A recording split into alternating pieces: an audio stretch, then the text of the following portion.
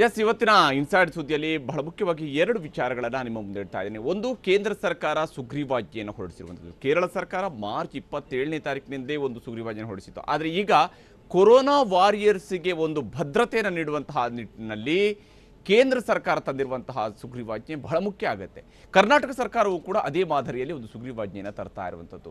ಆ ಸುಗ್ರೀವಾಜ್ಞೆಯಲ್ಲಿರ್ತಕ್ಕಂತಹ ದಂಡದ ಪ್ರಮಾಣ ಇವೆಲ್ಲವನ್ನು ಕೂಡ ನೋಡ್ತಾ ಹೋದರೆ ಕಿಡಿಗೇಡಿಗಳಿಗೆ ತಕ್ಕ ಶಾಸ್ತಿಯನ್ನು ಮಾಡೋದಕ್ಕೆ ಸಾಧ್ಯ ಆಗುತ್ತಾ ಅನ್ನುವಂಥದ್ದು ಕೂಡ ಬಹಳ ಮುಖ್ಯವಾಗಿರುವಂಥದ್ದು. ಆ ಸುದ್ದಿ ನಿಮಗೆ ತೋರಿಸ್ತೀನಿ. ಆದರೆ ಅದಕ್ಕಿಂತ ಮುಂಚಿತವಾಗಿ ರಾಜ್ಯದಲ್ಲಿ ಲಾಕ್ಡೌನ್ ಸಡಿಲಿಕೆಗೆ ಸಂಬಂಧಪಟ್ಟಂತೆ ಇಂದು ಮಧ್ಯರಾತ್ರಿಯಿಂದ ಏಪ್ರಿಲ್ 23 ಮಧ್ಯರಾತ್ರಿ 12 ಗಂಟೆಯ ನಂತರ, ಅಂದರೆ ಏಪ್ರಿಲ್ 24 ಆಗ್ತಾ ಇದ್ದಂತೆಯೇ ಲಾಕ್ಡೌನ್ನಲ್ಲಿ ಭಾಗಶಃ ಸಡಿಲಿಕೆ ಶುರುವಾಗುತ್ತೆ. ನಿಮ್ಗೆ ಗೊತ್ತಿದೆ, ಮಾರ್ಚ್ 23ರ ಮಧ್ಯರಾತ್ರಿ ಮಾರ್ಚ್ 24ಕ್ಕೆ ತಿರುಗುವಂತಹ ದಿವಸದಂದೇ ಲಾಕ್ಡೌನ್ ಜಾರಿಯಾಗಿತ್ತು. 30 ದಿವಸಗಳ ನಂತರ ಈಗ ಸ್ವಲ್ಪ ಮಟ್ಟಿಗೆ ಸಡಿಲಿಕೆ ಆಗ್ತಾ ಇದೆ. ಈ ಸಡಿಲಿಕೆಯಿಂದಾಗಿ ನಿಜಕ್ಕೂ ಕೂಡ ಎಷ್ಟರ ಮಟ್ಟಿಗೆ ಈ ಸಡಿಲಿಕೆ ನೆರವು ನೀಡುತ್ತೆ ಅನ್ನೋದು ಒಂದು ಭಾಗ ಎಲ್ರಿಗೂ ಕೂಡ ಗೊತ್ತಿದೆ. ಒಂದು ವಿಚಾರವನ್ನು ನಾವೆಲ್ಲರೂ ಕೂಡ ಒಪ್ಕೊಳ್ಬೇಕು, ಲಾಕ್ಡೌನ್ ಶಾಶ್ವತ ಅಲ್ಲ. ಲಾಕ್ಡೌನ್ ಇವತ್ತಲ್ಲ ನಾಳೆ ಇದನ್ನು ಓಪನ್ ಮಾಡಲೇಬೇಕಾಗುತ್ತೆ, ತೆರವು ಮಾಡಲೇಬೇಕಾಗುತ್ತೆ, ಜನಜೀವನ ಆರಂಭ ಆಗಲೇಬೇಕಾಗುತ್ತೆ, ಜನ ಓಡಾಡಲೇಬೇಕಾಗುತ್ತೆ, ಇವೆಲ್ಲವೂ ಕೂಡ ನಡೀಲೇಬೇಕು. ಆದರೆ ಈ ಹಂತದಲ್ಲಿ ಈಗ ಲಾಕ್ಡೌನ್ನಲ್ಲಿ ಮಾಡಿರುವಂತಹ ಭಾಗಶಃ ಸಡಿಲಿಕೆ ಕೊರೋನಾ ಹಬ್ಬೋದನ್ನು ತಡೆಯುವಂತಹ ನಿಟ್ಟಿನಲ್ಲೂ ಕೂಡ ತೆಗೆದುಕೊಳ್ಬೇಕಾಗಿರುವಂತಹ ಮುನ್ನೆಚ್ಚರಿಕೆ, ಮನೆಯಿಂದ ಹೊರಡೋದಕ್ಕಿಂತ ಮುಂಚಿತವಾಗಿ ತೆಗೆದುಕೊಳ್ಬೇಕಾಗಿರುವಂತಹ ಮುನ್ನೆಚ್ಚರಿಕೆ, ವಿಶೇಷವಾಗಿ ಬೆಂಗಳೂರು ನಗರದಲ್ಲಿ ನಾಳೆಯಿಂದ ಸಂಚಾರದ ದಟ್ಟಣೆ ಜಾಸ್ತಿ ಆಗುವಂತಹ ಸಾಧ್ಯತೆಯನ್ನು ಕೂಡ ತಳ್ಳಿ ಹಾಕುವಂತಿಲ್ಲ. ಎಲ್ಲ ನಿಟ್ಟಿನಲ್ಲಿ ಸರ್ಕಾರ ಏನೆಲ್ಲ ಕ್ರಮಗಳನ್ನು ಕೈಗೊಳ್ಳಬಹುದು, ಇದರ ಬಗ್ಗೆ ಮಾತನಾಡೋದಕ್ಕೆ ಸ್ವತಃ ಉಪಮುಖ್ಯಮಂತ್ರಿ ಡಾಕ್ಟರ್ ಅಶ್ವಥ್ ನಾರಾಯಣ ಅವರು ಕೂಡ ನಮ್ಮೊಂದಿಗೆ ಮುಂದಿನ ಹಂತದಲ್ಲಿ ಜಾಯ್ನ್ ಆಗ್ತಾರೆ. ಇದು ಕೂಡ ಮಾತಾಡ್ತೀನಿ. ಆದರೆ ಅದಕ್ಕಿಂತ ಮುಂಚಿತವಾಗಿ ಯಾವುದಕ್ಕೆಲ್ಲ ಸಡಿಲಿಕೆಯನ್ನು ನೀಡಿದೆ, ಏನಿದು ಸರ್ಕಾರದ ನಿರ್ಧಾರ ಅನ್ನುವಂತಹ ಸುದ್ದಿಯನ್ನು ತೋರಿಸಿದ್ರು.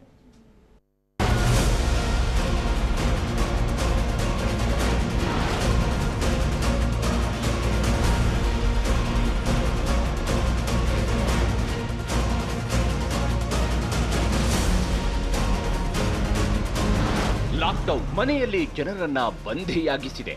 ದೇಶಾದ್ಯಂತ ಜನರು ಮನೆಯಲ್ಲಿ ಕುಳಿತು ಇಂದಿಗೆ ಸರಿಯಾಗಿ 30 ದಿನಗಳಾಗಿವೆ. ಇದೇ ಸಂದರ್ಭದಲ್ಲೇ ಕೇಂದ್ರ ಸರ್ಕಾರದ ಮಾರ್ಗಸೂಚಿ ಆಧರಿಸಿ ರಾಜ್ಯದಲ್ಲಿ ಲಾಕ್ಡೌನ್ಗೆ ಭಾಗಶಃ ಸಡಿಲಿಕೆ ನೀಡಲಾಗಿದೆ.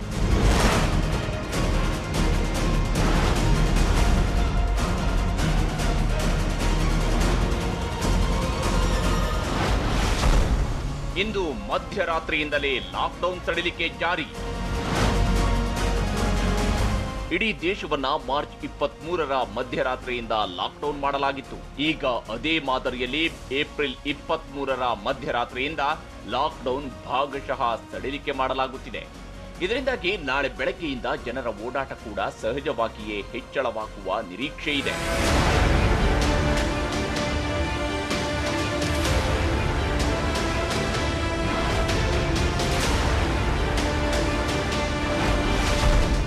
ರೆಡ್ ಝೋನ್ ಹಾಗೂ ಕಂಟೈನ್ಮೆಂಟ್ ಝೋನ್ಗಳನ್ನು ಹೊರತುಪಡಿಸಿದ ಪ್ರದೇಶಗಳಲ್ಲಿ ಲಾಕ್ಡೌನ್ ಸಡಿಲಿಸಲಾಗಿದೆ.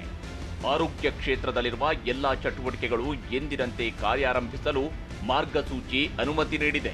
ಕೃಷಿ ಸಂಬಂಧಿತ ಚಟುವಟಿಕೆಗಳನ್ನು ಆರಂಭಿಸಲು ಮಾರ್ಗಸೂಚಿ ಜಾರಿಯಾಗಿದೆ. ಮೀನುಗಾರಿಕೆ, ಪ್ಲಾಂಟೇಷನ್ಗೆ ಸಂಬಂಧಿತ ಚಟುವಟಿಕೆಗಳಿಗೆ ಲಾಕ್ಡೌನ್ನಿಂದ ವಿನಾಯಿತಿ ನೀಡಲಾಗಿದೆ. ಮನ್ರೇಗಾದಡಿಯಲ್ಲಿ ನೀರಾವರಿಗೆ ಸಂಬಂಧಿಸಿದ ಚಟುವಟಿಕೆಗಳಿಗೆ ಆದ್ಯತೆ ನೀಡಿ ಕೆಲಸ ಮಾಡುವಂತೆ ಸೂಚಿಸಲಾಗಿದೆ. ಗೂಡ್ಸ್, ಕಾರ್ಗೋ ಸಂಚಾರಕ್ಕೆ ಲಾಕ್ಡೌನ್ ಸಡಿಲಿಸಿ ಅವಕಾಶ ಕಲ್ಪಿಸಲಾಗಿದೆ. ನಿರ್ಮಾಣ ಕಾರ್ಯಕ್ಕೆ ಅಗತ್ಯವಿರುವ ಸಿಮೆಂಟ್, ಸ್ಟೀಲ್, ಜಲ್ಲಿ, ಟೈಲ್ಸ್, ಪೇಂಟ್, ಇಟ್ಟಿಗೆ ಹಾಗೂ ಟಾರ್ ಸಾಗಣೆಗೆ ಅವಕಾಶ ನೀಡಲಾಗಿದೆ. ಕೊರಿಯರ್ ಸೇವೆ, ಗೂಡ್ಸ್ ಹಾಗೂ ಪಾರ್ಸೆಲ್ ರೈಲುಗಳ ಸಂಚಾರ ಮುಕ್ತವಾಗಿವೆ. ಲಾರಿ ರಿಪೇರಿ ಅಂಗಡಿ, ಹೈವೇಗಳಲ್ಲಿ ಡಾಬಾಗಳನ್ನು 20 ಕಿಲೋಮೀಟರ್ ಅಂತರದಲ್ಲಿ ಓಪನ್ ಮಾಡಲು ಅವಕಾಶ ನೀಡಲಾಗಿದೆ. ಎಲೆಕ್ಟ್ರಿಷಿಯನ್ಸ್, ಪ್ಲಂಬರ್ಗಳು, ಬಡಗಿ, ಮೋಟಾರ್ ರಿಪೇರಿ, ಆಹಾರ ಸಂಸ್ಕರಣಾ ಘಟಕ, ಪ್ಯಾಕೇಜಿಂಗ್ ಘಟಕಗಳನ್ನು ತೆರೆಯಲು ಅವಕಾಶ ನೀಡಲಾಗಿದೆ. ಇನ್ನು ಗ್ರಾಮೀಣ ಭಾಗದಲ್ಲಿ ರಸ್ತೆ ಕಾಮಗಾರಿ, ಕಟ್ಟಡ ನಿರ್ಮಾಣ ಕಾಮಗಾರಿಗೆ ಅನುಮತಿಯನ್ನ ನೀಡಲಾಗಿದೆ.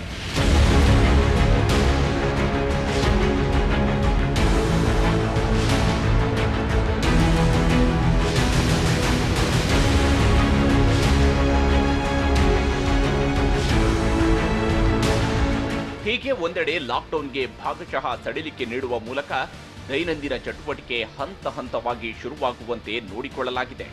ಆದರೆ ಇದೇ ಸಂದರ್ಭದಲ್ಲೇ ರಾಜ್ಯದಲ್ಲಿ ಕೊರೋನಾ ಸೋಂಕಿತರ ಸಂಖ್ಯೆ ಏನು ತಗ್ಗಿಲ್ಲ. 3 ದಿನಗಳಿಂದ ಶೂನ್ಯ ಪಾಸಿಟಿವ್ ಕೇಸ್ ದಾಖಲಾಗಿದ್ದ ಬೆಂಗಳೂರಿನಲ್ಲಿ ಇಂದು ಬೆಳಗ್ಗಿನ ವರದಿಯಲ್ಲಿ 2 ಪಾಸಿಟಿವ್ ಕೇಸ್ಗಳು ಪತ್ತೆಯಾಗಿವೆ. ಕಲಬುರಗಿಯಲ್ಲಿ ಮತ್ತೆ ಕೊರೋನಾ ಅಟ್ಟಹಾಸ ಮುಂದುವರಿಸಿದೆ. ಆತಂಕದ ನಡುವೆಯೇ ಬೆಳಕಿನ ಕಿಂಡಿಯ ರೀತಿಯಲ್ಲಿ ಲಾಕ್ಡೌನ್ ಸಡಿಲಿಕೆ ಮಾಡಲು ಸರ್ಕಾರ ಕಸರತ್ತು ನಡೆಸಿದೆ. ಆದರೆ ಈ ಲಾಕ್ಡೌನ್ ಸಡಿಲಿಕೆಯಿಂದ ಮತ್ತೆ ವೈರಸ್ ಹಬ್ಬುವಿಕೆ ಹೆಚ್ಚಾಗದಂತೆ ಮುನ್ನೆಚ್ಚರಿಕೆ ವಹಿಸುವುದು ಎಲ್ಲರೂ ನಿಭಾಯಿಸಲೇಬೇಕಿರುವ ಕರ್ತವ್ಯ.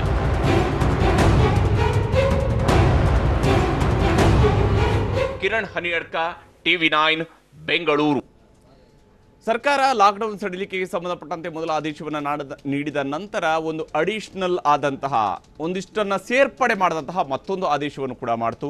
ಈ ಮತ್ತಷ್ಟು ಸೇರ್ಪಡೆ ಮಾಡಿರುವಂಥದ್ದು IT ವಲಯಕ್ಕೆ ಸಂಬಂಧಪಟ್ಟಿರುವಂಥದ್ದು. ಅದು ಯಾವ ಕಾರಣಕ್ಕಾಗಿ ಮತ್ತು ಏನೇನು ಅನ್ನುವಂತಹ ಪಾಯಿಂಟ್ಸ್ ನಿಮಗೆ ತೋರಿಸ್ತಾ ಹೋಗ್ತೀನಿ. ಬಹಳ ಮುಖ್ಯವಾಗಿ ರಾಜ್ಯ ಸರ್ಕಾರ ಲಾಕ್ಡೌನ್ನ ಭಾಗಶಃ ಸಡಿಲಿಕೆಗೆ ರಾಜ್ಯ ಸರ್ಕಾರ ಇವತ್ತು ಆದೇಶವನ್ನು ಹೊರಡಿಸಿತ್ತು. ಇದಾದ ನಂತರ ಸಡಿಲಿಕೆಗೆ ಸಂಬಂಧಿಸಿದಂತೆ ರಾಜ್ಯ ಮುಖ್ಯ ಕಾರ್ಯದರ್ಶಿಯವರು ಏನೋ ಆದೇಶವನ್ನು ಹೊರಡಿಸಿದ್ರು. ಅದರಲ್ಲಿ ಬೇರೆ ಬೇರೆ ಸೆಕ್ಟರ್ಗಳಿಗೆ ಸಂಬಂಧಪಟ್ಟಂತಹ ವಿಚಾರಗಳನ್ನು ಮೆನ್ಷನ್ ಮಾಡಲಾಗಿತ್ತು. ಆದರೆ ಇದಾದ ನಂತರ ಕಡೆಯಲ್ಲಿ ಒಪ್ಪಿಗೆ ಕೊಟ್ಟಿರುವಂಥದ್ದು IT-ಗೆ. ಮೊದಲು ಹೊರಡಿಸಿದ್ದ ಆದೇಶಕ್ಕೆ ನಂತರ IT ಸಂಬಂಧಿತ ಸೇವೆಯನ್ನು ಪ್ರತ್ಯೇಕವಾಗಿ ಸೇರ್ಪಡೆಗೊಳಿಸಲಾಯಿತು.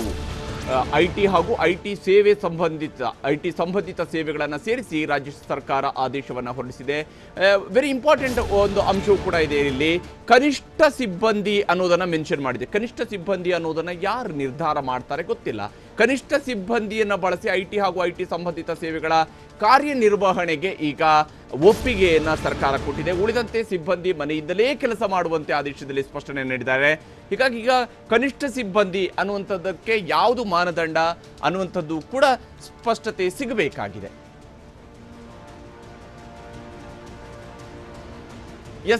ಈಗ ನಮ್ಮ ಜೊತೆಗೆ ಮಾತನಾಡೋದಕ್ಕೆ ಕೊಲಂಬಿಯಾ ಏಷಿಯಾ ಆಸ್ಪತ್ರೆಯ ಶ್ವಾಸಕೋಶ ತಜ್ಞರಾಗಿರ್ತಕ್ಕಂತಹ ಡಾಕ್ಟರ್ ಹಿರಣ್ಯಪ್ಪ ಅವರು ನಮ್ಮ ಜೊತೆಗೆ ಕಾರ್ಯಕ್ರಮದಲ್ಲಿ ಜಾಯ್ನ್ ಆಗಿದ್ದಾರೆ. ಹಾಗೆಯೇ ರಾಜ್ಯದ ಉಪಮುಖ್ಯಮಂತ್ರಿಗಳು IT-BT ಮತ್ತು ಉನ್ನತ ಶಿಕ್ಷಣ ಸಚಿವರಾಗಿರುವಂತಹ ಡಾಕ್ಟರ್ CN ಅಶ್ವತ್ಥನಾರಾಯಣ ಅವರು ಕೂಡ ನಮ್ಮ ಜೊತೆಗೆ ಈ ಕಾರ್ಯಕ್ರಮದಲ್ಲಿ ಜಾಯ್ನ್ ಆಗಿದ್ದಾರೆ.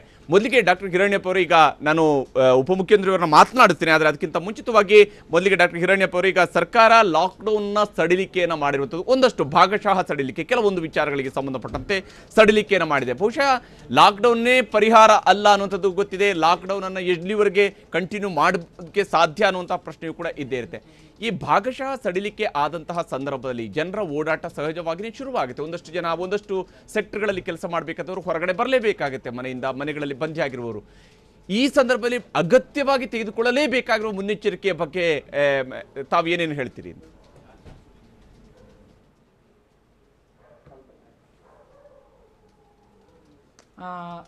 ಈ ಲಾಕ್ಡೌನ್ ಸಡಿಲಿಕೆ ಅನ್ನೋದೇನಿದೆಯಲ್ಲ, ಇದು ಕಂಪ್ಲೀಟ್ ಲಾಕ್ಡೌನ್ ಅನ್ನೋದು ಸೋಷಿಯಲ್ ಡಿಸ್ಟೆನ್ಸಿಂಗು, ಫೇಸ್ ಮಾಸ್ಕು ಇವೆಲ್ಲ ಇನ್ಕ್ಲೂಡ್ ಆಗಿರೋದು ದೊಡ್ಡ ಪ್ರಮಾಣದಲ್ಲಿ ನೋಡುವಂತ ಲಾಕ್ಡೌನ್. ಈ ತೆರವು ಅನ್ನೋದಕ್ಕೆ ಕರೆಕ್ಟ್ ಆಗಿ ಡೆಫಿನಿಷನ್ ಅನ್ನೋದು ಏನಿದೆಯಲ್ಲ ಅದನ್ನ ಸರಿಯಾಗಿ ಕ್ಲಾರಿಟಿ ಇರ್ಬೇಕು ನಮಗೆ. ಸೊ ಲಾಕ್ಡೌನ್ ನ ಕಂಪ್ಲೀಟ್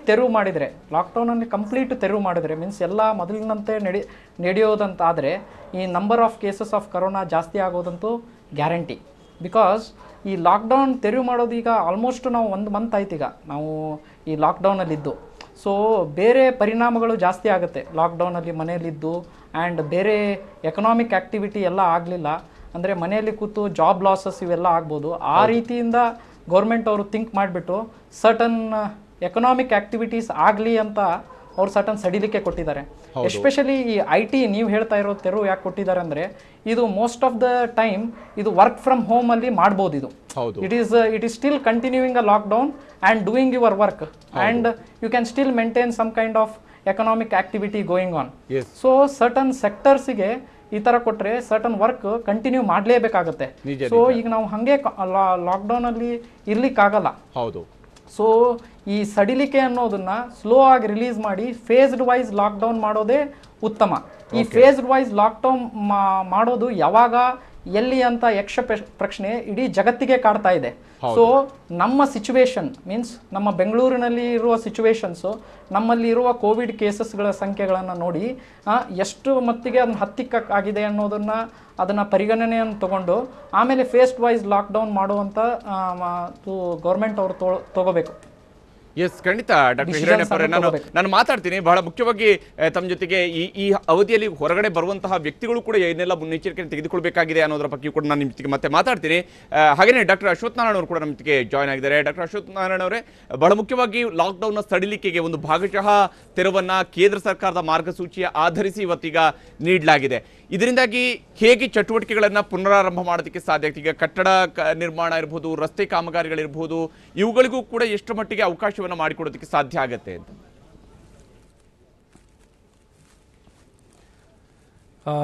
ಮುಖ್ಯವಾಗಿ ಹರಿಪ್ರಸಾದ್ರೆ, ಇವತ್ತಿನ ನಮ್ಮ IT ಮತ್ತು ITS ಸರ್ವಿಸಸ್ನಲ್ಲಿ ಏನಿವತ್ತು ಅಡಿಷನಲ್ ಲಿಸ್ಟ್ನಲ್ಲಿ ಏನು ಮೆನ್ಷನ್ ಮಾಡಿದ್ದಾರೆ, ಹೌದು, ಅದ್ಯಾವುದು ಹೊಸದಲ್ಲ. ಹೌದು, ಕಳೆದ ಮಾರ್ಚಲ್ಲಿ ಏನೊಂದು ಅನುಕೂಲತೆ ಮತ್ತು ಪ್ರೊವಿಷನ್ ಮಾಡಿಕೊಟ್ಟಿದ್ರು, ಪರ್ಮಿಷನ್ ಕೊಟ್ಟಿದ್ರು. ಹೌದು, 24ನೇ ತಾರೀಕು 24/3 ಮಾರ್ಚ್ ತಿಂಗಳಲ್ಲಿ ಏನು ಮಾಡಿಕೊಟ್ಟಿದ್ರು, ಆ ಸೇಮ್ ಕಂಡೀಷನ್ಸ್ನಲ್ಲೇ ಸೇಮ್ ಸ್ಟೇಟಸ್ನಲ್ಲೇ ಇವತ್ತು ಆಜ್ಞೆ ಹೊರಡಿರೋದು ಸೇಮ್ ಸ್ಟೇಟಸ್ಸೇ, ಹೊಸದಾಗಿ ಕೊಟ್ಟಿರೋದೇನಿಲ್ಲ. ಸೇಮ್ ಹಳೇದು ಎಸೆನ್ಷಿಯಲ್ ಮತ್ತು ಕ್ರಿಟಿಕಲ್ ಸರ್ವಿಸಸ್ ಅಂತ ಮೊದಲೇನು ಕೊಟ್ಟಿದ್ದು ಆ ಸೇಮ್ ಸ್ಟೇಟಸ್ನಲ್ಲೇ ಕಂಟಿನ್ಯೂ ಮಾಡಲಿದೆ. ಏನು ರಿಲ್ಯಾಕ್ಸೇಷನ್ ಕೊಟ್ಟಿಲ್ಲ. IT ITS ಸರ್ವಿಸಸ್ಗೆ ಯಾವ ರಿಲ್ಯಾಕ್ಸೇಷನ್ ಕೊಟ್ಟಿಲ್ಲ. ಏನಂದ್ರೆ ಇವತ್ತು ಬೆಳಗ್ಗೆ ಬಂದಿದ್ದ ಆರ್ಡ್ರಲ್ಲಿ ITS ಸರ್ವಿಸಸ್ ಹೆಸರು ಮೆನ್ಷನ್ ಆಗಿರಲಿಲ್ಲ. ಹಾಗಾಗಿ ಇದನ್ನ ಅಡಿಷನಲ್ ಆಗಿ ಮತ್ತೆ ಮೆನ್ಷನ್ ಆಗಿದೆ ಹೊರತು ಇವ್ರಿಗೆ ಯಾವ ರಿಲ್ಯಾಕ್ಸೇಷನ್ ಕೊಟ್ಟಿಲ್ಲ. ಮತ್ತು ಹಳೆ ಏನ್ ಸಂಖ್ಯೆನಲ್ಲಿ ಮೊದಲೇನ್ ಪಾಸಸ್ ಕೊಟ್ಟಿದ್ರಲ್ಲ, ಕ್ಲಾರಿಫಿಕೇಶನ್ ತಮ್ಮಿಂದ ಪಡ್ಕೊಳ್ತಿರೋದು. ಯಾಕಂದ್ರೆ ಇವತ್ತಿನ ಆದೇಶದಲ್ಲಿ ಇರತಕ್ಕಂಥದ್ದನ್ನ ಪದಗಳ ಮೂಲಕವಾಗಿ ಪ್ರತಿಯೊಂದು ವರ್ಡ್ ಅನ್ನು ಕೂಡ ಓದೋದಿದ್ರೆ ಈ ರೀತಿಯಾಗಿ ಇದರಲ್ಲಿ ಎಂಡ್ ಆಗುತ್ತೆ. IT enabled services with essential minimum staff only ಅನ್ನೋದನ್ನ ಹೇಳಿದ್ದಾರೆ. ಇಲ್ಲಿ ಎಸೆನ್ಷಿಯಲ್ ಸರ್ವಿಸಸ್ ಬಗ್ಗೆ ಇಲ್ಲ, IT enabled services with essential minimum staff ಅನ್ನೋಂತ ಹೇಳಿದ್ದಾರೆ. ಈ ಮಿನಿಮಮ್ ಸ್ಟಾಫ್ ಅನ್ನುವಂಥದ್ದಕ್ಕೆ ಈಗ ನೀವು 50% ಅನ್ನೋಂತ ಮೊದಲಿಗೆ ಹೇಳಿದ್ರೆ, ಅದಾದ್ಮೇಲೆ 33% ಅನ್ನೋದನ್ನ ಮುಖ್ಯಮಂತ್ರಿಗಳು ಹೇಳಿದ್ರು. ಈಗ ಎಸೆನ್ಷಿಯಲ್ ಸ್ಟಾಫ್, ಮಿನಿಮಮ್ ಸ್ಟಾಫ್ ಅನ್ನೋಂಥ ಅದರ ನಿಗದಿ ಹೇಗಾಗುತ್ತೆ? ಯಾರನ್ನ ಈಗ ಎಸೆನ್ಷಿಯಲ್ ಮಿನಿಮಮ್ ಸ್ಟಾಫ್ ಅಂತ ಹೇಳ್ಕೊಂಡು ಯಾರು ನಿಗದಿಪಡಿಸ್ತಾರೆ? ಅದನ್ನ ಹೇಗೆ ಚೆಕಿಂಗ್ ಮಾಡ್ತಾರೆ ಅಂತ? ಹರಿಪ್ರಸಾದ್ರೆ, ಅದು 33%, 50% ಇದೆಲ್ಲ ನಮಗೇನು 15ನೇ ತಾರೀಕು ಕೇಂದ್ರ ಸರ್ಕಾರದಿಂದ ಬಂದಿದ್ದಂಥ ಗೈಡ್ಲೈನ್ಸ್ನಲ್ಲಿ ಇದೆಲ್ಲ ಅವಕಾಶ ಇತ್ತು. ಹೌದು. ಆದರೂ ಸಹ ರಾಜ್ಯ ಸರ್ಕಾರದಲ್ಲಿ ಇದು ಬೇಡ, ಅವಕಾಶ ಮಾಡಿಕೊಡೋದು, ನಗರ ಪ್ರದೇಶದಲ್ಲಿ ಈಗ ಯಾವುದು ಹೊಸದಾಗಿ ರಿಲ್ಯಾಕ್ಸೇಷನ್ ಕೊಡೋದು ಬೇಡ ಅಂತ ಅನ್ನುವಂಥ ದೃಷ್ಟಿಯಲ್ಲಿ ಇದು ಯಾವುದು ರಿಲ್ಯಾಕ್ಸೇಷನ್ ಕೊಡೋದು ಬೇಡ ಅಂತ ನಿಶ್ಚಯ ಮಾಡಿ ಏನು ರಿಲ್ಯಾಕ್ಸೇಷನ್ ಕೊಡಲಿಲ್ಲ. ಈಗ ಏನು ನೀವು ಎಸೆನ್ಷಿಯಲ್ ಮತ್ತು ಮಿನಿಮಲ್ ಅಂತ ಏನು ಹೇಳ್ತಾ ಇದ್ದೀರಾ, ಅದು ಕಳೆದ ಮಾರ್ಚ್ ತಿಂಗಳಲ್ಲಿ ಏನು ಕಂಡೀಷನ್ಸ್ನಲ್ಲಿ IT ಸೆಕ್ಟರ್ನಲ್ಲಿ ನಾವು ಕೊಟ್ಟಿದ್ವಲ್ಲ, ಸೇಮ್ ಕಂಡೀಷನ್ಸ್ನಲ್ಲಿ ಸೇಮ್ ಸ್ಟೇಟಸ್ನಲ್ಲಿ ಅದನ್ನು ಮುಂದುವರಿಸಲಾಗಿದೆ. ಮತ್ತು ಯಾರಿಗೆ ಮೊದಲು ಏನು ಪಾಸಸ್ ಕೊಟ್ಟಿರಲ್ಲ, ಮಿನಿಮಮ್ ಎಸೆನ್ಷಿಯಲ್ ಮತ್ತು ಕ್ರಿಟಿಕಲ್ ಆಗಿ ಏನು ಮಿನಿಮಮ್ ಆಗಿ ಏನು ಪಾಸಸ್ ಕೊಟ್ಟಿದ್ರಲ್ಲ, ಅಷ್ಟೊಂದು ಮಾತ್ರ ಸೇಮ್ ಸ್ಟೇಟಸ್ನಲ್ಲಿ ಸೇಮ್ ನಂಬರ್ನಲ್ಲಿ ಶಟ್ ಡೌನ್ ಮುಂಚೆ ಏನ್ ನಿಶ್ಚಯ ಆಗಿತ್ತೋ ಆ ನಂಬರ್ಸ್ ನಲ್ಲೇ ನಡೆಸಲಿಕ್ಕೆ ನಿಶ್ಚಯ ಆಗಿ ಅದೇ ರೀತಿ ನಡೀತಿದೆ ಹೊರತು ಇವ್ರಿಗೆ ಯಾವ ರಿಲ್ಯಾಕ್ಸೇಷನ್ ಕೊಟ್ಟಿಲ್ಲ, ಏನು ಅನುಕೂಲತೆ ಆಗಿಲ್ಲ. ಏನ್ ಸ್ಟೇಟಸ್ ನಲ್ಲಿ ಇದೆಯೋ ಅಷ್ಟೇ ಇದೆ. ಅಂದ್ರೆ ಈಗ ನಾಳೆ ಯಾರು ಕೂಡ ಈಗ ನಾವು IT ಎಸೆನ್ಷಿಯಲ್ ಸರ್ವಿಸಸ್ ಅಲ್ಲಿ ಇದೀವಿ ತಿಳ್ಕೊಂಡು ತಮ್ಮ ಕಂಪನಿ ID ಕಾರ್ಡ್ಗಳ ಮೂಲಕವಾಗಿ ಓಡಾಡೋದಕ್ಕೆ ಯಾರಿಗೂ ಕೂಡ ಅವಕಾಶ ಸಿಗೋದಿಲ್ಲ. ಇದರಲ್ಲಿ ಯಾರಿಗೂ ಅವಕಾಶ ಸಿಗಲ್ಲ, ಯಾರಿಗೂ ಅವಕಾಶ ಮಾಡೂ ಕೊಟ್ಟಿಲ್ಲ. ಓಕೆ, ಸೇಮ್ ಓಲ್ಡ್ ಸ್ಟೇಟಸ್ ನಲ್ಲೇ ಕಂಟಿನ್ಯೂ ಆಗಿದೆ. ಓಕೆ ಓಕೆ ಓಕೆ ಓಕೆ ಹಾಗೇನೆ ಈಗ ಇಲ್ಲಿ ಈ ಲಾಕ್ಡೌನ್ ಸಡಿಲಿಕೆಗೆ ಸಂಬಂಧಪಟ್ಟಂತೆ ಈಗ ಕೇಂದ್ರದ ಮಾರ್ಗಸೂಚಿಯ ಅಧೀನದಲ್ಲಿನೇ ಬಹುತೇಕ ಎಲ್ಲವೂ ಕೂಡ ರಾಜ್ಯದಲ್ಲೂ ಕೂಡ ಇವತ್ತೇನು ಸರ್ವಿಸಸ್ಗಳನ್ನು ಪ್ರೊವೈಡ್ ಮಾಡೋದಕ್ಕೆ ಇವತ್ತೇನು ರಿಲ್ಯಾಕ್ಸೇಷನ್ಸ್ ಅನ್ನು ಕೊಡ್ತಾ ಇದ್ದೀರಿ. ಇದರಲ್ಲಿ ಬಹಳ ಮುಖ್ಯವಾಗಿ ಈ ಕಟ್ಟಡ ನಿರ್ಮಾಣಕ್ಕೆ ಸಂಬಂಧಪಟ್ಟಂತೆ ಇರ್ಬೋದು, ರಸ್ತೆ ಕಾಮಗಾರಿಗೆ ಸಂಬಂಧಪಟ್ಟಂತೆ ಇರ್ಬೋದು, ಹಾಗೆಯೇ ಇತರೆ ಸೇವೆಗಳಿಗೆ ಸಂಬಂಧಪಟ್ಟ ಈಗ ಮೆಕ್ಯಾನಿಕ್ ಶಾಪ್ಗಳಿರ್ಬೋದು, ಇಂತಹ ಸರ್ವಿಸಸ್ ಅನ್ನ, ಕೊರಿಯರ್ ಸರ್ವಿಸಸ್ ಅನ್ನ, ಇವುಗಳಿಗೆಲ್ಲವೂ ಕೂಡ ಅವಕಾಶ ಮಾಡಿಕೊಟ್ಟಿರುವಂಥದ್ದು. ಇದೆಲ್ಲವೂ ಕೂಡ ಹೇಗೆ ಕಾರ್ಯನಿರ್ವಹಣೆ ಆಗುತ್ತೆ ಅಂದ್ರೆ ಇಲ್ಲೂ ಕೂಡ ಈಗ ಹೊಸದಾಗಿ ಯಾರಾದ್ರೂ ಇದರಲ್ಲಿ ಮಾಡೋದಿದ್ರೆ ಅವ್ರಿಗೆ ಏನಾದರೂ ಪಾಸಸ್ನ ಅಗತ್ಯ ಬೀಳುತ್ತಾ ಅಥವಾ ಅವರು ತಾವು ಮಾಡ್ತಿರುವಂಥ ಸರ್ವಿಸ್ ಆಧಾರದಲ್ಲಿನೇ ಹೋಗೋದಕ್ಕೆ ಸಾಧ್ಯ ಆಗತ್ತಾ? ಹರಿಪ್ರಸಾದ್ರೆ, ಮುಖ್ಯವಾಗಿ ಇವಿಷ್ಟು ಪರ್ಮಿಷನ್ ಕೊಟ್ಟಿರೋದು ಎಲ್ಲ ಗ್ರಾಮೀಣ ಭಾಗದಲ್ಲೇ ಇದಕ್ಕೆಲ್ಲ ಪರ್ಮಿಷನ್ ಕೊಟ್ಟಿರೋಂಥದ್ದು. ಮತ್ತು ನಗರ ಪ್ರದೇಶದಲ್ಲಿ ಯಾವುದೇ ಟೌನ್ ಆಗಲಿ ಸಿಟಿಗಳಲ್ಲಾಗಲಿ ಅಥವಾ ನಮ್ಮ ಬೆಂಗಳೂರು ಸಿಟಿನಲ್ಲಾಗಲಿ ಯಾವುದಕ್ಕೂ ಎಲ್ಲೂ ಪರ್ಮಿಷನ್ ಕೊಟ್ಟಿರೋಂಥದ್ದಿಲ್ಲ. ಓಕೆ, ಎಲ್ಲವೂ ನಗರ ಪ್ರದೇಶ ಹೊರತುಪಡಿಸಿ ಇದು ಅವಕಾಶವನ್ನು ಕೊಟ್ಟಿರೋಂಥದ್ದು. ಮತ್ತು ಈ ಮೆಕ್ಯಾನಿಕ್ ಶಾಪ್ ಇನ್ನೊಂದು ಮತ್ತೊಂದು ಈ ಗೂಡ್ಸ್ ವೆಹಿಕಲ್ ಎಲ್ಲ ಟ್ರಾವೆಲ್ ಓಡಾಡ್ತಿರುತ್ತಲ್ಲ, ಅವ್ರು ರಿಪೇರ್ ಮಾಡಬೇಕು, ಸಮಸ್ಯೆಗಳು ಎಲ್ಲ ಊಟ ಇರಬೇಕು ಅಂದರೆ 20 ಕಿಲೋಮೀಟರ್ಗೆ ಒಂದು ದಾಬಾ ಓಪನ್ ಇರುವಂಥದ್ದು ಹಳೆ ಕಂಡೀಷನ್ಸ್ನಲ್ಲೇ ಅದನ್ನೆಲ್ಲ ಮಾಡಿರುವಂಥದ್ದಿದೆ. ಮತ್ತು ಯಾವುದೇ ಫ್ಯಾಕ್ಟ್ರಿಗಳಿಗೆ ಓಪನ್ ಆಗ್ತಿರೋಂಥ ಫ್ಯಾಕ್ಟ್ರಿಗಳಿಗೂ ಸಹ ಅವ್ರ ಪ್ರೈವೇಟ್ ವೆಹಿಕಲ್ನಲ್ಲಿ ಹೋಗೋಕೆ ಅವಕಾಶ ಇರಲ್ಲ, ಕಾಂಟ್ರಾಕ್ಟ್ ವೆಹಿಕಲ್ನಲ್ಲೇ ಅವರ ಅವಕಾಶ ಮಾಡಿಕೊಂಡು ಅನುಕೂಲತೆ ಮಾಡಿಕೊಂಡು ಹೋಗುವಂಥದ್ದಾಗಬೇಕು. ಇಷ್ಟು ಭಾಳಷ್ಟು ಕಂಡೀಷನಲ್ಲಿ ಈ ಒಂದು ಅವರಿಗೆ ಪರ್ಮಿಷನ್ ಕೊಡುವಂಥದ್ದಾಗಿರ್ತದೆ ಗ್ರಾಮೀಣ ಭಾಗದಲ್ಲಿ. ನಗರ ಪ್ರದೇಶದಲ್ಲಿ ಎಲ್ಲೂ ಈ ಅನುಕೂಲತೆ ರಿಲ್ಯಾಕ್ಸೇಷನ್ ಕೊಟ್ಟಿರುವಂಥದ್ದಿಲ್ಲ. ನಗರ ಪ್ರದೇಶದಲ್ಲಿ ಏನು ಬೆಂಗಳೂರಿನಲ್ಲಿ ಕೊಡ್ತಿರೋದಂಥದ್ದು ಇವಾಗ ಸಾಕಷ್ಟು ಏನು ದಟ್ಟಣೆ ಆದಂಥ ಟ್ರಾಫಿಕ್ ಇಲ್ಲದ ಕಾರಣ ಈ ಮೆಟ್ರೋ ಕೆಲಸಗಳು ಏನು ಆದ್ಯತೆ ಇದೆ, ಮೆಟ್ರೋ ಕೆಲಸ ಮತ್ತು ರೋಡ್ ರಿಪೇರಿ ವರ್ಕ್ಗಳು, ಇಂಥ ವರ್ಕ್ಗಳಿಗೆ ಎಲ್ಲಿ ಇವತ್ತೇನು ವೆಹಿಕಲ್ ಮೂವ್ಮೆಂಟ್ ಇರಲ್ಲ ಅಂತ ಕೆಲಸಗಳನ್ನ ಈಗ ಮಾಡ್ಕೊಳ್ಳೋಕೆ ಅವಕಾಶ ಇದೆ. ನಮ್ಮ ಸರ್ಕಾರಿ ಕೆಲಸಗಳನ್ನ ಮಾತ್ರ ಏನಿದೆ ರಸ್ತೆಗಳು ಮತ್ತು ಈ ಮೆಟ್ರೋ ವರ್ಕ್ ಇರೋ ಅದನ್ನ ಮಾತ್ರ ಮಾಡಬೇಕು, ಅಂದ್ರೆ ವೈಯಕ್ತಿಕವಾಗಿ ಯಾರು ಕಟ್ಟಡ ನಿರ್ಮಾಣ ಕೆಲಸಗಳನ್ನು ಮಾಡಿಸುವಂಗಿಲ್ಲ, ಅವಕಾಶ ಮಾಡಿಕೊಟ್ಟಿರುವಂಥದ್ದು. ಈಗ ಯಾವುದನ್ನು ಎಲ್ಲ ಹೊರ ಪ್ರದೇಶದಲ್ಲಿ ನಗರ ಪ್ರದೇಶದಲ್ಲಿ ಈಗ ಯಾವುದು ಇದುವರೆಗೂ ಕೊಟ್ಟಿಲ್ಲ. ಇನ್ನು ಮುಂದಕ್ಕೇನು ನೋಡ್ಬೇಕು, ಇನ್ನು ಯಾವಾಗ ರಿವ್ಯೂ ಮಾಡ್ತಾರೆ ಅನ್ನೋವಂಥದ್ದು, ಈಗ ಯಾವುದು ಇಲ್ಲ ಅನ್ನೋವಂಥದ್ದು ಇದೆ. ಓಕೆ, ಹಾಗೇನೆ ಈಗ ಕೋವಿಡ್ನ ಮೊನ್ನೆ 3 ದಿವಸದಿಂದ ಬೆಂಗಳೂರಿನಲ್ಲಿ ಯಾವುದೇ ಕೇಸಸ್ ರಿಜಿಸ್ಟರ್ ಆಗಿಲ್ಲ, ಆದರೆ ಇವತ್ತು ಮತ್ತೆ 2 ಕೇಸಸ್ ಪಾಸಿಟಿವ್ ಬಂದಿದೆ. ಬಹುಶಃ ಈ ನಿಟ್ಟಿನಲ್ಲಿ ನೋಡಿದಾಗ ಕೋವಿಡ್ ಅನ್ನು ಕಂಟೈನ್ ಮಾಡುವಂತಹ ದೃಷ್ಟಿನಲ್ಲಿ ಸರ್ಕಾರ ತೆಗೆದುಕೊಳ್ತಿರುವಂತಹ ಕ್ರಮಗಳ ಮೂಲಕವಾಗಿ ಎಷ್ಟು ಮಟ್ಟಿಗೆ ನಾವೀಗ ಯಶಸ್ಸಿನ ಕಡೆಗೆ ಸಾಗ್ತಾ ಇದ್ದೀವಿ ಅಂತ ಅನ್ಸುತ್ತೆ. ಯಾಕಂದ್ರೆ ನಂಬರ್ ಆಫ್ ಕೇಸಸ್ ಸ್ವಲ್ಪ ಮಟ್ಟಿಗೆ ಕಡಿಮೆ ಆಗ್ತಾ ಇದೆ ಕರ್ನಾಟಕದಲ್ಲಿ, ರಿಪೋರ್ಟ್ ಆಗ್ತಾ ಇರುವಂತಹ ಕೇಸಸ್, ಪಾಸಿಟಿವ್ ಕೇಸಸ್ ಅನ್ನೋದರ ನೋಡಿದಾಗ.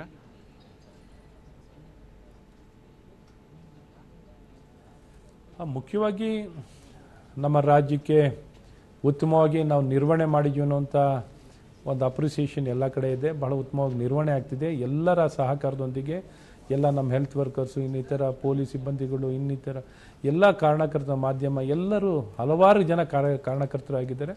ನಮ್ಮ ಸನ್ಮಾನ್ಯ ಮುಖ್ಯಮಂತ್ರಿಗಳ ಒಂದು ನಾಯಕತ್ವದಲ್ಲಿ ಭಾಳ ಉತ್ತಮವಾಗಿ ನಿರ್ವಹಣೆ ಆಗ್ತಿದೆ. ಮತ್ತು ಈ ಕೋವಿಡ್-19ನಲ್ಲಿ ಬಹಳಷ್ಟು ಚಾಲೆಂಜಸ್ ಇದೆ. ಜನರು ಸಹಕಾರದೊಂದಿಗೆ ಇದೆಲ್ಲ ಯಶಸ್ವಿ ಆಗ್ಲಿಕ್ಕೆ ಸಾಧ್ಯವಾಗಿದೆ. ಜನರು ಬದುಕುವಂಥ ರೀತಿ, ನಡೆಯುವಂಥ ರೀತಿ, ಮಾಡುವಂಥ ರೀತಿ ಎಲ್ಲವೂ ಬದಲಾಗಿದೆ. ಈ ಕೋವಿಡ್-19 ಬಂದಾದ್ಮೇಲೆ ನಾವು ಸಮಾಜ ನಡೆಸುವಂಥದ್ದು ಅಥವಾ ನಮ್ಮ ಜೀವನ ನಡೆಯುವಂಥ ರೀತಿ ನೀತಿ ಸಂಪೂರ್ಣವಾಗಿ ಬದಲಾವಣೆ ಆಗಿದೆ. ಆ ಬದಲಾವಣೆಗೆ ನಾವು ಅದನ್ನು ಒಪ್ಪಿ ಆ ರೀತಿಯಲ್ಲಿ ನಾವು ನಡ್ಕೊಂಡು ಹೋದರೆ, ಅದನ್ನು ಒಪ್ಕೊಂಡು ನಾವು ಯಾವ ರೀತಿಯಾದಂಥ ಮುಂಜಾಗ್ರತೆಯನ್ನು ವಹಿಸಬೇಕಾಗಿದೆ, ಆ ಮುಂಜಾಗ್ರತೆಯನ್ನೆಲ್ಲ ವಹಿಸುವಂಥ ಕೆಲಸ ನಾವೆಲ್ಲರೂ ಮಾಡಿದ್ರೆ, ಇದನ್ನ ಸೋಂಕಿನ ಕಾಯಿಲೆ ಆಗಿರೋದ್ರಿಂದ, ಕಾಂಟ್ಯಾಕ್ಟಿಂದ ಬರುವಂಥ ಕಾಯಿಲೆ ಆಗಿರೋದ್ರಿಂದ ಕಾಂಟ್ಯಾಕ್ಟ್ನ ನಾವು ಎಷ್ಟು ದೂರ ಇಟ್ಕೋತೀವೋ ಸೋಂಕಿತರಿಂದ ಅಷ್ಟು ಒಳ್ಳೆಯದು. ಆಗ ಮಾತ್ರ ನಾವು ಈ ಚೈನ್ನ ಬ್ರೇಕ್ ಮಾಡ್ಲಿಕ್ಕೆ ಸಾಧ್ಯವಾಗಿರುತ್ತೆ. ನಿಜ ಧನ್ಯವಾದ ಜಾಯ್ನಿಂಗ್ ತಮ್ಮ ಅಭಿಪ್ರಾಯವನ್ನ ಶೇರ್ ಮಾಡ್ಕೊಂಡಿದ್ದಕ್ಕಾಗಿ. ಹಾಗೆಯೇ ಡಾಕ್ಟರ್ ಹಿರಣ್ಯಪ್ಪ ಅವರೇ, ಇಲ್ಲಿ ಬಹಳ ಮುಖ್ಯವಾಗಿ ಈಗಾಗಲೇ ಉಪಮುಖ್ಯಮಂತ್ರಿಯವರು ಕೂಡ ಹೇಗೆ ನಾವು ಚೈನನ್ನು ಬ್ರೇಕ್ ಮಾಡಬೇಕಾದಂತಹ ವಿಚಾರಗಳ ಬಗ್ಗೆ ಹೇಳ್ತಾ ಇದ್ರು. ಇಲ್ಲಿ ಸೆಕೆಂಡ್ರಿ ಕಾಂಟ್ಯಾಕ್ಟ್ನ ಮೂಲಕವಾಗಿಯೂ ಕೂಡ ಪಾಸಿಟಿವ್ ಕೇಸಸ್ ಬರ್ತಾ ಇರುವಂಥದ್ದಿದೆ. ಹಾಗೆಯೇ ಇನ್ನೊಂದು ಉಸಿರಾಟದ ತೊಂದರೆ ವಿಚಾರಗಳು ಕೂಡ ರಿಪೋರ್ಟ್ ಆಗ್ತಾ ಇರುವಂಥದ್ದು, ಸಾರಿ ರಿಪೋರ್ಟ್ ಆಗ್ತಾ ಇರುವಂಥದ್ದು. ಇದು ಈ ಸಾರಿ ಎಷ್ಟು ಮಟ್ಟಿಗೆ ಕೋವಿಡ್ನ ಲಕ್ಷಣಗಳು ಇಲ್ಲಿರುವಂಥದ್ದು ಯಾವ ರೀತಿಯಾಗಿರುತ್ತೆ, ಇದನ್ನು ಹೇಗೆ ಪರಿಗಣಿಸ್ತಾ ಇರುವಂಥದ್ದು ಡಾಕ್ಟರ್ ಹಿರಣ್ಯಪ್ಪ ಅವರೇ? ಈ ಸಾರಿ ಅಂದರೆ ಸಿವಿಯರ್ ಅಕ್ಯೂಟ್ ರೆಸ್ಪಿರೇಟರಿ ಇಲ್ನೆಸ್ ಅಂತ. ಹೌದು. ಸೊ ನಮಗೆ ಯಾವ್ದಾದ್ರು ನಿಮೋನಿಯಾ ಕಾಯಿಲೆಯಿಂದ ಆಕ್ಸಿಜನ್ ಎಲ್ಲ ಕಡಿಮೆ ಆಗಿ ಎಮರ್ಜೆನ್ಸಿಗೆ ಬರುವಂತ ಕಾಯಿಲೆಗಳು ಕೋವಿಡ್ ಇರೋ ಚಾನ್ಸಸ್ ಜಾಸ್ತಿ ಇರೋದ್ರಿಂದ, ಕೋವಿಡ್ ಬರೋದು ಬರೀ ಜ್ವರ ಕೆಮ್ಮು ಇಂದ ಬರ್ಬೋದು, but most common complication of Covid is pneumonia. So ಈ ನಿಮೋನಿಯಾ ಈ ಟೈಮ್ ನಲ್ಲಿ, ಪ್ಯಾಂಡಮಿಕ್ ಟೈಮ್ ನಲ್ಲಿ, ಕೋವಿಡ್ ಟೈಮ್ ನಲ್ಲಿ ಟೆಸ್ಟ್ ಮಾಡಿದ್ರೆ, ಯೂರಿನ್ ಟೆಸ್ಟ್ ಮಾಡಿದ್ರೆ ಪಾಸಿಟಿವ್ ಬರುವಂತ ಚಾನ್ಸಸ್ ಜಾಸ್ತಿ ಇರೋದ್ರಿಂದ ಈ ಸಾರಿ ಕೇಸಸ್ ಬಾಡಿಯಲ್ಲಿ ಹಾರ್ಟ್ ಪ್ರಾಬ್ಲಮ್ ಇಂದ ಬಂದಿರೋ ಫ್ಲೂಯಿಡ್ ಇಂದ ಇರ್ಬೋದು, ಒಂದೊಂದ್ಸಲಿ ನಿಮೋನಿಯಾ ಬೇರೆ ನಿಮೋನಿಯಾ ಇಂದನೂ ಇರ್ಬೋದು. ಈ ತರ ಕೇಸಸ್ ಅಲ್ಲಿ ನಾವು ಮ್ಯಾಂಡೇಟರಿ ಮಾಡ್ಬಿಟ್ಟಿದ್ದಾರೆ ಕ್ರೈಟೀರಿಯಾಸ್ ಪ್ರಕಾರ. ಈ ಟೆಸ್ಟ್ ಗಳನ್ನ ಮಾಡಿದಾಗ ಅದರಲ್ಲಿ ಕೋವಿಡ್ ಕೇಸಸ್ ಅನ್ನ ಡಿಟೆಕ್ಟ್ ಮಾಡಬಹುದು. ಸೊ ಇದು ಮ್ಯಾಂಡೇಟರಿ, ಇದು ಕ್ರೈಟೀರಿಯಾ ವೈಡನ್ ಹಾಕುವಂತ ಬಂದಿದೆ. ಈ ಸೆಕೆಂಡರಿ ಕಾಂಟ್ಯಾಕ್ಟ್ ಅನ್ನು ಅಂತ ಹೇಳ್ತಾ ಇದೀವಲ್ಲ ನಾವು, ಯೂಶಲಿ ನಾವು ಫಸ್ಟ್ ನಾವು ಇನಿಷಿಯಲಿ 1 ತಿಂಗಳ ಹಿಂದೆ ನೋಡಿದಾಗ ಮೊದಲು ನಾವು ಇರಾನ್, ಇಟಲಿ, ಮತ್ತು ಚೈನಾಯಿಂದ ಬಂದವರು ಮಾತ್ರ ರಿಸ್ಕ್ ಅಂತ ಇದ್ದೀವಿ. ಹೌದು. ಆಮೇಲೆ ಸ್ಲೋಲಿ ನಾವು ಲಂಡನ್ ಇಂದ ಬಂದವ್ರಿಗೂ ರಿಸ್ಕ್ ಅಲ್ಲಿದೆ, ಬೇರೆ ಕಂಟ್ರಿಯಿಂದ ಇಂಟರ್ನ್ಯಾಷನಲ್ ಟ್ರಾವೆಲ್ ರಿಸ್ಕ್ ಇದೆ ಅಂತ ಬ್ರಾಡನ್ ಆಯ್ತು. ಹೌದು. ಆಮೇಲೆ ಇನ್ನು ಸ್ವಲ್ಪ ದಿನಗಳಾದ್ಮೇಲೆ ಡೊಮೆಸ್ಟಿಕ್ ಟ್ರಾವೆಲ್ ಆಯ್ತು. ಹೌದು. ಬಿಕಾಸ್ ಆಮೇಲೆ ಸ್ವಲ್ಪ ದಿನ ಸಡಿಲಿಕೆ ಆದ್ಮೇಲೆ ಈ ಹಾಟ್ ಸ್ಪಾಟ್ ಇಂದ ಬಂದಿರೋರು ನಂಜನಗೂಡು, ಮೈಸೂರು ಈ ತರ. ಸೊ ಇದು ಜಾಸ್ತಿ ಹಾಕುವಂತ ಬಂದು ಈ ಕ್ರೈಟೀರಿಯಾ ವೈಡನ್ ಆಗ್ತಾ ಬರ್ತಾ ಇದೆ.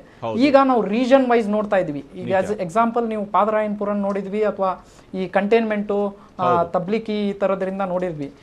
ಈ ರೀಜನ್ ಅಲ್ಲಿ ಅವ್ರದ್ದು ಏನು ಕಾಂಟ್ಯಾಕ್ಟ್ ಇಲ್ಲದೆ ಇರೋರು ಅವರು ಬೇರೆ ರೀತಿಯಿಂದ ಸ್ಪ್ರೆಡ್ ಆಗಿರುವಂತ ಚಾನ್ಸಸ್ ಉಂಟು. ಬಿಕಾಸ್ ಇವನ್ ಅವರು ಅವರ ರೂಮಿನಲ್ಲಿ ಹೋಗಿ ಬೇರೆ ವಸ್ತುಗಳನ್ನ 15 ನಿಮಿಷದಲ್ಲಿ ನೀವು ಕೈಯನ್ನು ಮುಟ್ಟುಬಿಟ್ಟು ಮುಖದ ಮೇಲೆ ಇಟ್ಕೊಂಡ್ರೆ ಅದು ಒಂದು ಕಾಂಟ್ಯಾಕ್ಟ್ ರೀತಿಯಿಂದ ಸ್ಪ್ರೆಡ್ ಆಗಿರ್ಬೋದು. ಅದು ಬಹಳ ಕಡಿಮೆ ಅದರಿಂದ ಸಂಖ್ಯೆ ಬರೋದು, ಬಟ್ ಅದರಿಂದನೂ ಆಗುವಂತ ಚಾನ್ಸಸ್ ಇರುತ್ತೆ. So any small containment zone where 5-6 cases are detected in one place, ಒಂದೇ ಒಂದು ಪ್ಲೇಸ್ ಅಲ್ಲಿ 5 ರಿಂದ 6 ಸಂಖ್ಯೆಯಲ್ಲಿ ಕೋವಿಡ್ ಕೇಸಸ್ಗಳು ಬಂದ್ರೆ ಆ ಸರೌಂಡಿಂಗ್ ರೀಸನ್ ನ ಸ್ಟ್ರಿಕ್ಟ್ ಸೀಲ್ ಡೌನ್ ಮಾಡಿದ್ರೆ ಸಣ್ಣ ಕ್ಲಸ್ಟರ್ ಕಂಟೈನ್ಮೆಂಟ್ ತರ ಮಾಡ್ಕೊಂಡು ಹೋಗ್ಬೋದು. ಈ ಬಿಲ್ವಾರ ಮಾಡೆಲ್ ಅದು ನಮಗೆ ಕಲಿಸಿದೆ. ಆ ಮಾಡೆಲ್ ಇಂದ ರೆಡ್, ಯೆಲ್ಲೋ, ಗ್ರೀನ್ ಝೋನ್ಸ್ ಗಳನ್ನ ಮಾಡಿ, ಗ್ರೀನ್ ಝೋನ್ ಇರುವಂತದನ್ನ ಸಡಿಲಿಕೆ ಮಾಡ್ತಾರೆ, ಯೆಲ್ಲೋ ಝೋನ್ ಇರೋನ್ನ ಸ್ವಲ್ಪ ಸಸ್ಪಿಷನ್ ಮಿನಿಮಲ್ ಸಡಿಲಿಕೆ ಕೊಡ್ತಾರೆ. ಈ ಟೋಟಲ್ ರೆಡ್ ಅಲ್ಲಿ ಇರುವಂತದನ್ನ ಕಂಪ್ಲೀಟ್ ಶಟ್ ಡೌನ್ ಮಾಡಿ ಆ ಏರಿಯಾನ ಲಾಕ್ ಡೌನ್ ಮಾಡುವಂತದ್ದು ಪದ್ಧತಿ ಒಳ್ಳೆಯದು. ಎಸ್, ಖಂಡಿತ ಡಾಕ್ಟರ್ ಹಿರಣ್ಯಪ್ಪ ಅವರೇ, ಧನ್ಯವಾದ ಟಿವಿ ಜೊತೆಗೆ ಜಾಯ್ನ್ ತಮ್ಮ ಅಭಿಪ್ರಾಯವನ್ನು ಶೇರ್ ಮಾಡಿಕೊಂಡಿದ್ದಕ್ಕಾಗಿ. ಹಾಗೆಯೇ ಇಲ್ಲಿ ಬಹಳ ಮುಖ್ಯವಾಗಿ ಕೊರೋನಾ ವಾರಿಯರ್ಸ್ ಇದಾರಲ್ಲ ಅವರ ಮೇಲೆ ಅಟ್ಯಾಕ್ಗಳು ನಡೀತಾ ಇದ್ದಾವೆ. ನಾವು ಪಾದರಾಯನಪುರದಲ್ಲೂ ಕೂಡ ನೋಡಿದ್ವಿ, ಬೇರೆ ಬೇರೆ ರಾಜ್ಯಗಳಲ್ಲೂ ಕೂಡ ಇಂಥದ್ದೇ ಅಟ್ಯಾಕ್ಗಳು ನಡೀತಿದ್ದಾವೆ. ವೈದ್ಯಕೀಯ ಸಿಬ್ಬಂದಿ ಮೇಲೆ ಅಟ್ಯಾಕ್ಗಳು ನಡೆದಿದ್ದಾವೆ. ಈ ವೈದ್ಯಕೀಯ ಸಿಬ್ಬಂದಿ ಮೇಲೆ ನಡೆದಿರುವಂತಹ ಅಟ್ಯಾಕನ್ನು ಕೇಂದ್ರ ಸರ್ಕಾರ ಕೂಡ ಗಂಭೀರವಾಗಿ ಪರಿಗಣಿಸಿ ಈಗ ಸುಗ್ರೀವಾಜ್ಞೆಯನ್ನು ಜಾರಿಗೊಳಿಸಿರುವಂಥದ್ದು. ಬಹಳ ಮುಖ್ಯವಾಗಿ ಕೊರೋನಾ ವಾರಿಯರ್ಸ್ ಮೇಲೆ ಅಟ್ಯಾಕ್ಗಳು ನಡೀತಾ ಇದ್ದಾವೆ. ವೈದ್ಯಕೀಯ ಸಿಬ್ಬಂದಿ ತಮ್ಮ ಪ್ರಾಣದ ಹಂಗನ್ನು ತೊರೆದು ಕೊರೋನಾ ವಿರುದ್ಧದ ಫೈಟ್ನ ಸಂದರ್ಭದಲ್ಲಿ ಯಾರು ಕೊರೋನಾ ಸೋಂಕಿತರಿದ್ದಾರೆ ಅವರ ಜೀವ ರಕ್ಷಣೆಗೆ ಬೇಕಾಗಿ ಕೆಲಸ ಮಾಡ್ತಾ ಇದ್ದಾರೆ. ಅಂತಹ ವೈದ್ಯರ ಮೇಲೇ ಹಲವು ಕಡೆಗಳಲ್ಲಿ ಅಟ್ಯಾಕ್ ನಡೀತಿದೆ. ಈಗ ಅಂತಹ ಕಿಡಿಗೇಡಿಗಳನ್ನು ಜೈಲುಗಟ್ಟುವುದಕ್ಕಾಗಿ ಕೇಂದ್ರ ಸರ್ಕಾರ ಸುಗ್ರೀವಾಜ್ಞೆಯನ್ನು ತಂದಿರುವಂತಹದ್ದು. ಆ ಸುಗ್ರೀವಾಜ್ಞೆಯ ಡೀಟೇಲ್ಸ್ ಏನಿದೆ ಅನ್ನೋದನ್ನು ತೋರಿಸ್ತೀನಿ ನೋಡಿ. ಗೂಂಡಾಗಿರಿ ಮಾಡೋ ಹೊರಟದನ್ನು ಸಹಿಸೋಕ್ಕಾಗೋದಿಲ್ಲ. UPA ಕಾನೂನಲ್ಲಿ ಏನು ಶಿಕ್ಷೆ ಇದೆ, ಆಸ್ತಿ ಪಾಸ್ತಿ ಹಾನಿ ಮಾಡಿದರೆ ಆಸ್ತಿ ರಿಕವರಿ ಮಾಡುವಂಥದ್ದು, ಆ ಎಲ್ಲ ಅಂಶಗಳನ್ನು ಸೇರಿಸುವಂಥ ಪ್ರಯತ್ನವನ್ನು ನಾವು ಮಾಡ್ತೀವಿ. ಆಜ್ಞೆ ಇಲ್ಲದೇ ತಗೊಂಡಿದ್ದೀವಿ. ಸುಗ್ರೀವಾಜ್ಞೆ ಬಂದರೆ ಇನ್ನಷ್ಟು ಬಲ ಬರ್ತದೆ, ಇನ್ನಷ್ಟು ಕಠಿಣ ಕ್ರಮ ಅಂತ. संरक्षण देने वाला एक अध्यादेश आज लागू करने का फैसला हुआ है. ಕೊರೋನಾ ವಿರುದ್ಧದ ಫೈಟ್ ನಡುವೆಯೇ ಕಿಡಿಗೇಡಿಗಳ ವಿರುದ್ಧವೂ ಫೈಟ್ ಮಾಡಬೇಕಾದ ಅನಿವಾರ್ಯತೆ ಆರೋಗ್ಯ ಇಲಾಖೆ ಸಿಬ್ಬಂದಿಗೆ ಎದುರಾಗಿದೆ. ಮೊನ್ನೆ ಪಾದರಾಯನಪುರದಲ್ಲೂ ಇಂಥದ್ದೇ ಗಲಾಟೆ ನಡೆದಿತ್ತು. ಶಂಕಿತರನ್ನ ಕ್ವಾರಂಟೈನ್ ಮಾಡೋದಕ್ಕೆ ಬಂದವರ ಮೇಲೇನೆ ಅಟ್ಯಾಕ್ ನಡೆದಿತ್ತು.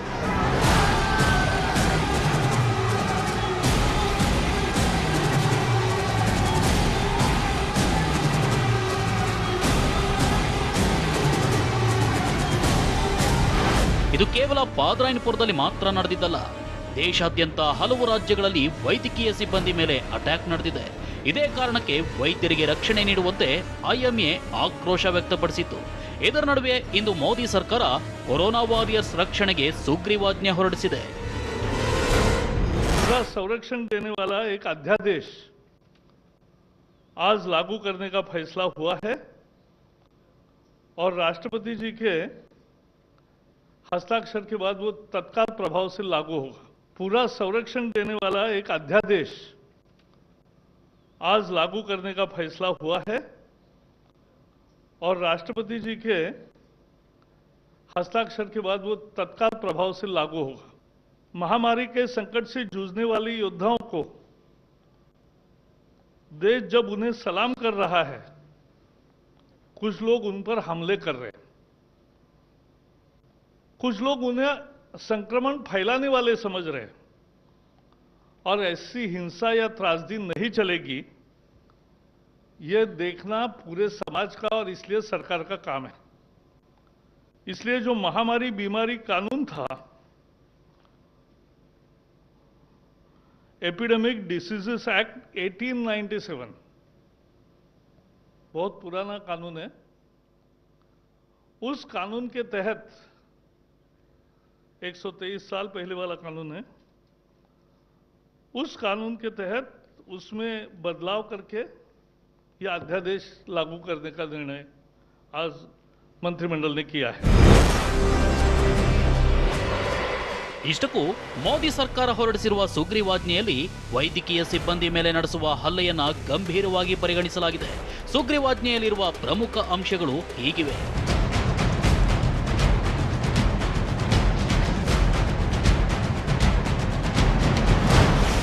ಸಾಂಕ್ರಾಮಿಕ ರೋಗಗಳ ತಡೆ ಕಾಯ್ದೆ 1897ಕ್ಕೆ ತಿದ್ದುಪಡಿ ತಂದು ಸುಗ್ರೀವಾಜ್ಞೆ ಹೊರಡಿಸಲು ಕೇಂದ್ರ ಸಚಿವ ಸಂಪುಟ ಸಭೆ ಒಪ್ಪಿಗೆ ನೀಡಿದೆ. ವೈದ್ಯಕೀಯ ಸಿಬ್ಬಂದಿ ಮೇಲಿನ ಹಲ್ಲೆ ಪ್ರಕರಣದ ತನಿಖೆ 30 ದಿನದಲ್ಲಿ ಮುಗಿಸಬೇಕು ಅಂತ ಸುಗ್ರೀವಾಜ್ಞೆಯಲ್ಲಿ ಹೇಳಲಾಗಿದೆ.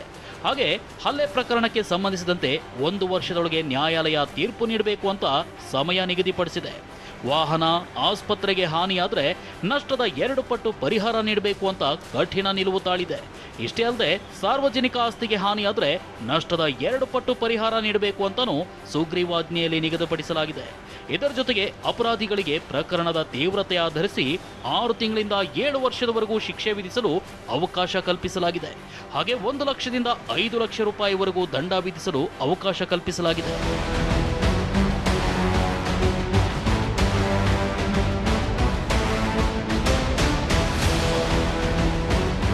ಹಾಗೆ ಕೊರೋನಾ ದೇಶದಲ್ಲಿ ಅಬ್ಬರ ಶುರು ಮಾಡಿದಾಗಲೇ ಮೊದಲು ಕೇರಳ ಸರ್ಕಾರ ಸುಗ್ರೀವಾಜ್ಞೆ ಹೊರಡಿಸಿ ಸೋಂಕಿತರು ಹಾಗೂ ಶಂಕಿತರನ್ನ ಕ್ವಾರಂಟೈನ್ ಮಾಡಲು ಕಾನೂನಿನ ಬಲ ನೀಡಿತ್ತು. ಈಗ ಕೇಂದ್ರ ಸರ್ಕಾರ ಕೊರೋನಾ ವಾರಿಯರ್ಸ್ ರಕ್ಷಣೆಗೆ ಕಾನೂನು ಜಾರಿಗೊಳಿಸಿದೆ. ಹಾಗೆ ರಾಜ್ಯದಲ್ಲೂ ಕೊರೋನಾ ವಾರಿಯರ್ಸ್ಗೆ ರಕ್ಷಣೆ ನೀಡುವ ಸುಗ್ರೀವಾಜ್ಞೆಗೆ ರಾಜ್ಯಪಾಲರು ಅಂಕಿತ ಹಾಕಿದ್ದು, ಇನ್ನಾದರೂ ಕಿಡಿಗೇಡಿಗಳು ತಮ್ಮ ನಡೆಯನ್ನ ಬದಲಿಸದೇ ಇದ್ರೆ ಕಠಿಣ ಶಿಕ್ಷೆಗೆ ಗುರಿಯಾಗುವುದಂತೂ ನಿಶ್ಚಿತ.